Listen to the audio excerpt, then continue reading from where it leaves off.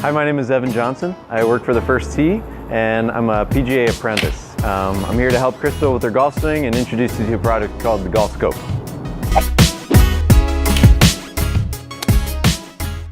So Crystal, why don't you hit a couple shots for us. Crystal here is a pretty advanced golfer. She played on her high school team and in tournaments as a teenager, and now she plays recreationally, but wants to continue to improve and play the game of golf. And so one thing I noticed with high-level golfers like Crystal is able to hit the ball high and far, like I said. Generally what they're looking for is consistency. And so consistency can help for a high-level golfer, can also help for a new golfer. What you want to be able to do is hit the ball generally towards your target most of the time, and then try to eliminate the errant shots, the ones that are going to get you penalty strokes or hit it in the water or in the trees. So we want to be consistent with our golf swing, and one way we can do that is by limiting our lateral movement, or back and forth, away from the golf ball and then towards our target. Okay, generally in golf swing you want to be swinging back and then your momentum shifts towards the target, but you want to eliminate the lateral movement too much, instead rotating around your spine. And so what we call that is our swing center. And one thing that can help for high-level golfers especially is maintaining a balanced and consistent swing center.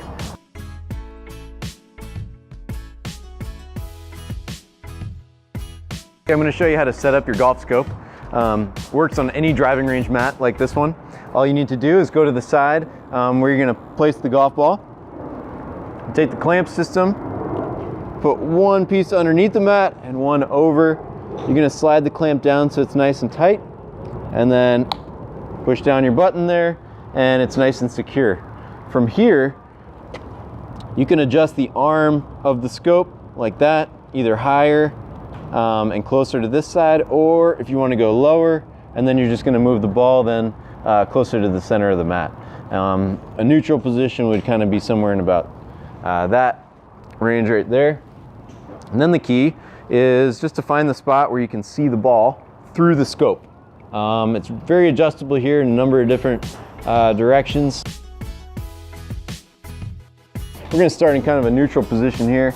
And what Crystal's going to be doing is setting up so that the golf ball is directly between her eyes and through this loop right here. Okay? And so let me know when you can see that golf ball all the way around. She's probably going to see the golf ball and a little bit of the turf through the loop. Does that look good? Yep. Okay, I just want you to take one practice swing without a ball here, just to get the feel for it. Great. Now as she swings, she's going to want to keep that ball in her vision until she hits it, and then she's going to be free to swing through and watch the ball fly. So, normal swing.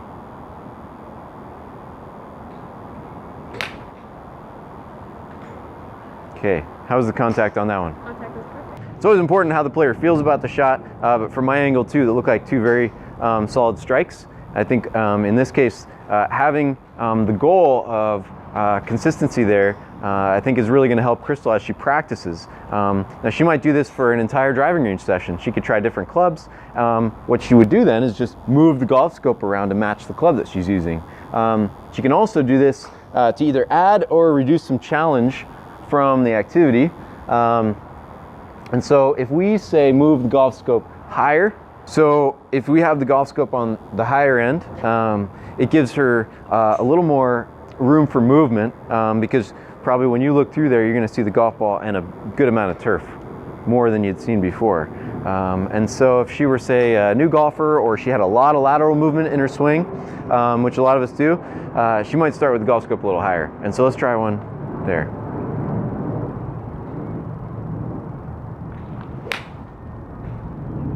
Okay. Same shot, but I went out of the circle. Okay, so she went out of the circle. All right, now I'm going to put the ball down, and we're going to try it there. You can move it around if you need to.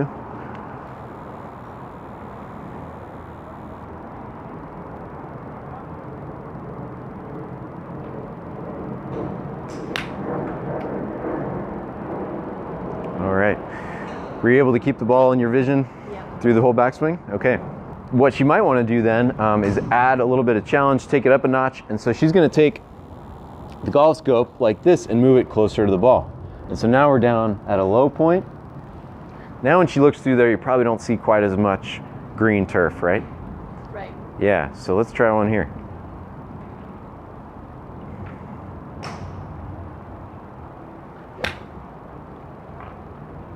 Okay, and so one thing that Crystal's trying to do is keep that ball in her vision and not move off of it. To some extent, this is what we're aiming for in the golf swing. But like I said, once we strike the ball, we want to allow ourselves to rotate fully towards the target. And so I noticed on that one, you tried to stay down and keep your eyes through the loop. This time I want you to hit the ball and then just let yourself go. Really, we're just thinking about keeping the ball in the loop, in the takeaway, and in the transition.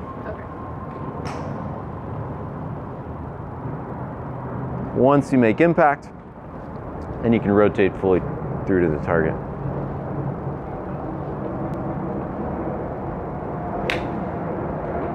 Wow, probably the best shot yet, right? Okay, and that's the swing that Crystal is trying to make. When she's practicing, like a lot of golfers, you get an opportunity to build muscle memory. You got a basket full of golf balls, you might hit 10, 20, 50, 500. If you practice with a purpose, using something like the GolfScope here, what you're going to do is develop better muscle memory. And like they say, perfect practice makes perfect, right? And so this is a great way to build that muscle memory and hopefully be able to transition that to the golf course and make more consistent strikes. So thanks, Crystal. That was a lot of fun. Thank you, Evan. And signing off from the GolfScope.